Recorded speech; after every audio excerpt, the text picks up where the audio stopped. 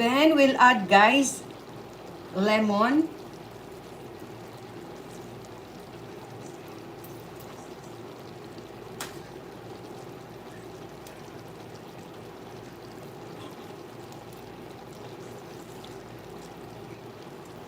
Okay. Para meron lang siyang konting sour taste. Okay.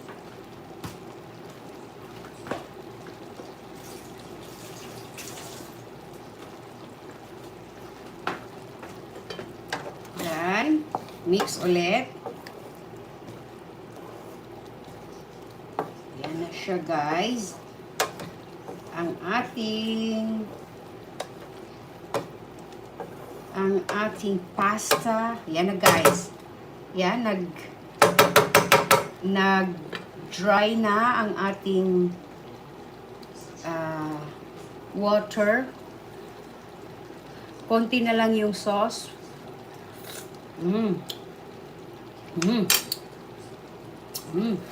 Very good.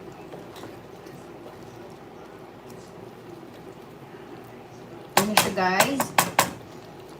Okay, then we'll preheat our oven, guys. Okay. Around 30 minutes only, guys. Dahil malambot na ang ating pasta. So, no need for like long baking, long time of baking. Okay? Ayan na, guys. Atin na siyang ita-transfer sa ating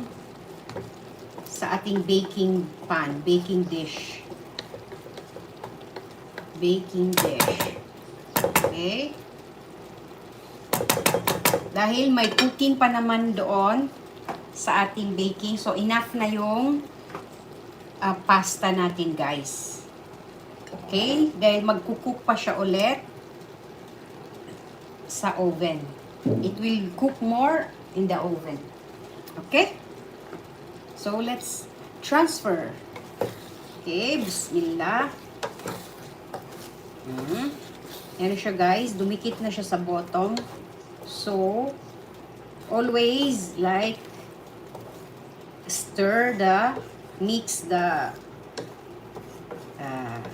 your pasta time to time. Not always, not like every minute, but time to time. Okay, let's transfer here. Okay, 1, 2, 3, go. This is how you do it. This is how you do it.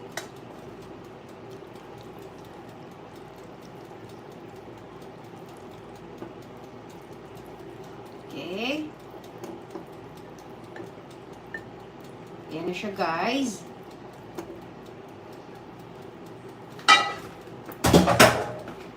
Then, we'll add little of mozzarella cheese on top. Okay, you can add parmesan, mozzarella. Okay. Dumikit na ating mozzarella, guys, sa freezer. Nagmo-molds kasi siya pag di naka-freezer. So, ilagay nyo siya sa freezer. Okay lang yan. Kahit nagdikit-dikit. Pag naluto na siya, lalambot pa din siya. Okay, don't worry about your mozzarella. Kesa naman may molds siya. Okay, that's it, guys. We'll put inside the oven. I just wash my hands. Okay, that's it. Then, I'm going to show you the finished product later.